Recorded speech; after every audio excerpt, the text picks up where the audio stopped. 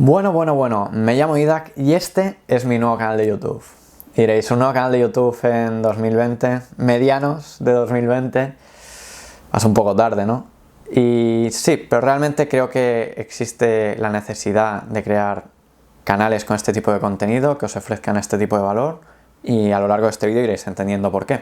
Lo que haremos a lo largo de este vídeo es, primero, hablaremos de las diferencias entre la educación financiera que existe en Estados Unidos y la que existe en España, y un poco por extensión en Europa.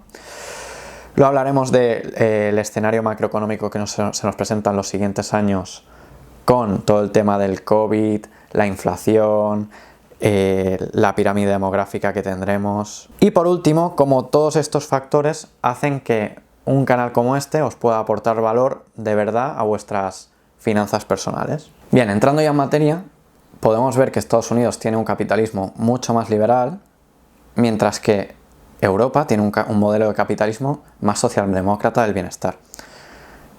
Y eso quiere decir que las tasas, los impuestos que pagan en Estados Unidos de media suelen ser más bajas. ¿Y eso en qué repercute? En que servicios como la educación, la sanidad, las pensiones no se las proporciona el Estado, sino que es el ciudadano que tiene esa oportunidad o obligación de, con ese extra de dinero que percibe en comparación a Europa, tiene que decidir cómo lo invierte o cómo lo gasta para que en el día de mañana, si tiene que mandar a sus hijos a la universidad, si tiene que jubilarse, si tiene una urgencia médica. En Estados Unidos está mucho más normalizado, como tienes este extra de capital, el hecho de invertirlo.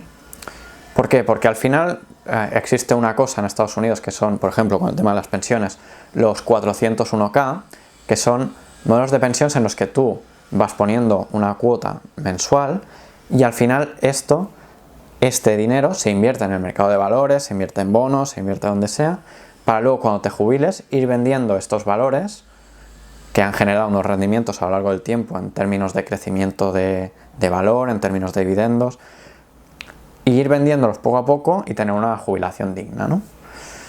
Esto en Europa no pasa. ¿Por qué? Porque nosotros, como tenemos un Estado que sí que nos tasa unos mayores importes, pero también nos ofrece estos servicios.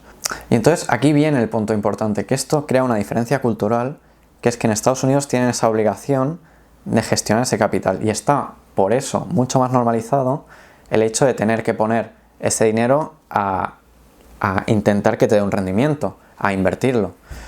Como podéis ver a continuación, os muestro un estudio de 2018 de la CNMV para que veáis que esto no es solo teoría, que realmente está estudiado y es así. Que nos dice que mientras que en Estados Unidos por cada 100 hogares 20 invierten, solo en España solo de 10 de cada 100 hogares invierten. Es decir, que el doble de gente en Estados Unidos invierte en comparación con España. Vemos aquí que hay una diferencia bastante sustancial, es el doble. Vale, y ahora me diréis, vale, pero si tú me has dicho que a mí el Estado me cubre, tradicionalmente en Europa se cubren estas necesidades de una forma distinta, ¿por qué yo tendría que invertir, no?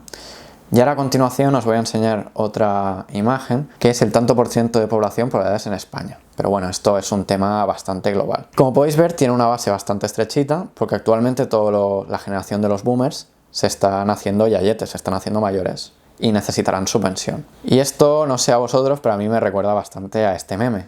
¿Y qué quiere decir? Que es muy difícil que una base estrecha pueda soportar todas esas pensiones a pagar en el futuro. Realmente hay que entender que a largo plazo es insostenible. Da igual del espectro político que seas, mantener unas pensiones de ese poder adquisitivo a toda esa masa de población cuando solo te está aportando al sistema de pensiones una base mucho más estrecha, no es viable. Entonces, ¿qué terminará ocurriendo? Y más con el escenario de inflación que estamos teniendo ahora con todo el tema del COVID. Y es que los bancos centrales, la solución que están viendo para que las familias no tengan mayores problemas, o las empresas, es imprimir billetes a punta pala. ¿Y quién está imprimiendo esos billetes? Pues ni más ni menos que Estados Unidos y Europa, y en gran medida China. Es muy complicado para un partido político afrontar este problema y bajar las pensiones, porque en lo que resulta es en una penalización en las urnas en las siguientes elecciones, en los siguientes años, brutal. Entonces, ¿qué es lo que está pasando? Y yo creo que lo que pasará de forma más acentuada en el futuro, que cuando se tengan que reevaluar las subidas de las pensiones, subirán mucho menos que la inflación, que el IPC. ¿Qué quiere decir esto?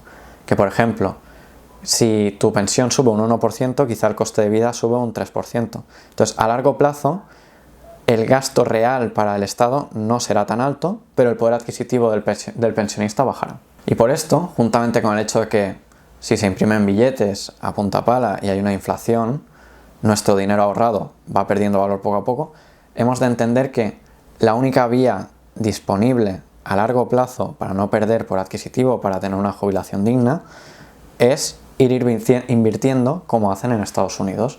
Por todo esto, y probablemente lo que va a ocurrir cuando todos los baby boomers vendan poco a poco sus acciones que tienen en sus planes de pensiones, es que va a haber una oferta de acciones que va a tirar los precios a la baja y van a surgir muchas buenas oportunidades de compra. Con todo el tema del COVID, la crisis que pueda haber, desgraciadamente también pueden surgir buenas oportunidades de compra. Y esto lo que crea es una oportunidad de inversión que no se ve cada año o cada 10 años. Y es importante que la gente entienda que sus ahorros, quizá el dinero que tiene en el banco, si se produce esta inflación va a perder valor.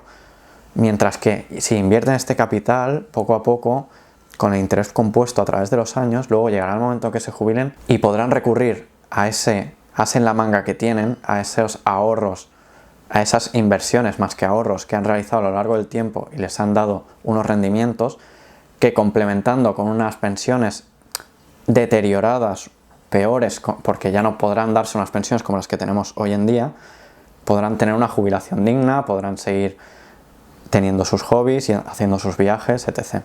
Y ahora por fin vamos a pasar al punto 3, en el que os explicaré qué os va a aportar este canal para que podáis empezar a entender, a aprender cómo se invierte a largo plazo, minimizando vuestro riesgo, para poder tener unos rendimientos bastante significativos a 5 o 10 años vista. Y ahora finalmente, pasando al punto 3, lo que os voy a explicar es lo que os aportará este canal, el valor que os aportará para poder hacer esas inversiones, para poder empezar a entender dónde tenéis que invertir. Yo, como os he dicho al principio del vídeo, me llamo Didac, llevo trabajando 5 años, 3 de ellos en auditoría financiera, con lo cual tengo un background bastante sólido en cómo se analizan las empresas, cómo funcionan, sus estados financieros. Entonces lo que haremos aquí es ir de lo más básico a lo más complejo, poco a poco, iremos viendo los estados financieros, luego cómo podemos hacer análisis de valoración de empresas. Que no invirtáis solo porque decís, es que yo invierto en Apple porque Apple es la hostia, tiene el logo de la manzanita, sube, siempre sube. No, hay que hacer un análisis más profundo para no acabar perdiendo dinero. Iremos viendo quién realmente a lo largo de la historia ha conseguido rendimientos de 20-30% anuales. Así que nada, espero que os haya gustado y os espero aquí la semana que viene.